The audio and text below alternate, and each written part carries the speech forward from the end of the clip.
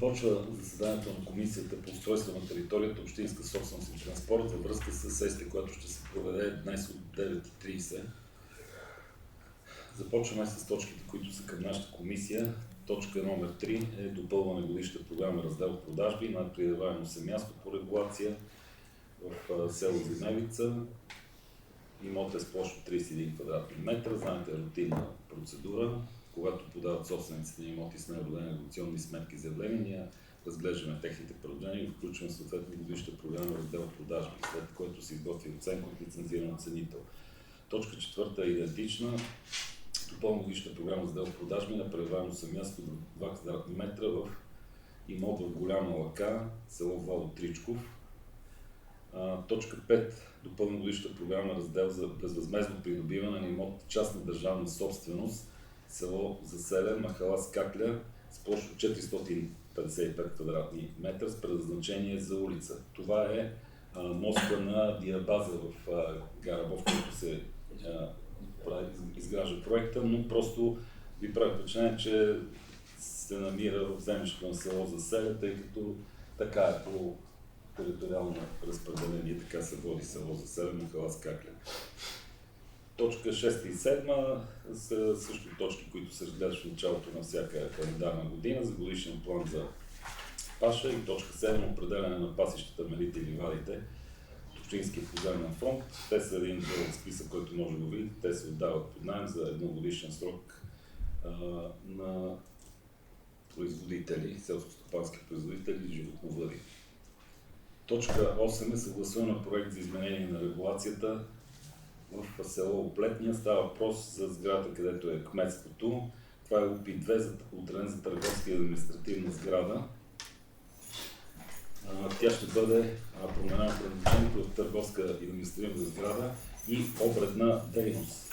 Това е единственото допълнение към терена, който ще се промени предназначението. Точка 9 е изменение на действащия подробен устройствен план, а именно изменение на уличната регулация между осови точки от 16 до 243 в квартал 13 и квартал 14 по подробен устройствен план на село Гарабов. Това е махала Точището. Там ще се прави изменение на уличната регулация. Знаете, че това е принципал от улиците на общината и на Общинския съвет по-точно. Трябва да вземе решение, когато се изменят трасетите на улиците. И сега отиваме на точки от 11 до точка 40. Това са предложения, както преди малко ви казах, преди да започне заседанието. Предложения за провеждане на публични търгове за продажба на движими имоти, частна общинска собственост. Ще обърна внимание на точка 15 и точка 30, защото те единствено се различават и са като допълнение от всички останали точки, които ги разглеждаме последните 4-5 години добро на създаване на Общинския съвет. Както с вас предварителен разговор, животата вече сте се запознали с всички предложения относно продажбите, които са някакви въпроси да ги споделите, като ще обърна внимание на точките, както ви казах, които са двете точки, които се внасят за първи път като продажби. Това е отстъпеното право на гараж, точка 15 в своя квартал 103 с площ 18 квадратни метра. Оценката, която е направена от лицензиран оценител, е 15 000 евро без ДДС. Другата точка е точка 30. Става въпрос за замяна на имот общинска собственост с площ 99 квадратни метра, който е продаван по регулация с имот с площ от 177 квадратни метра, която се отнема от урегулиран поземлен имот 13 от снимачен номер 71 в квартал 14 подробен устройствен план на село Гарабов, собственост на Росен Колев. Като при тази замяна, както ще видите в предложението за решение, е изписано, че страните не си дължат насрещни плащания. Изменя се регулацията, уличната регулация, като се взима от едно отборно място имот, най-просто казано, и се заменя с такъв общинска собственост, при което не се дължат насрещни плащания.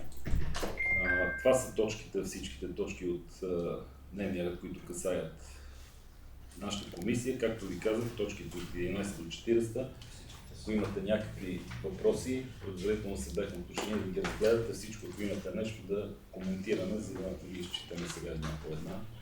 Това са имоти, пак ви казвам, които са разглеждани поне 4-5 години. Минимум, да, минимум.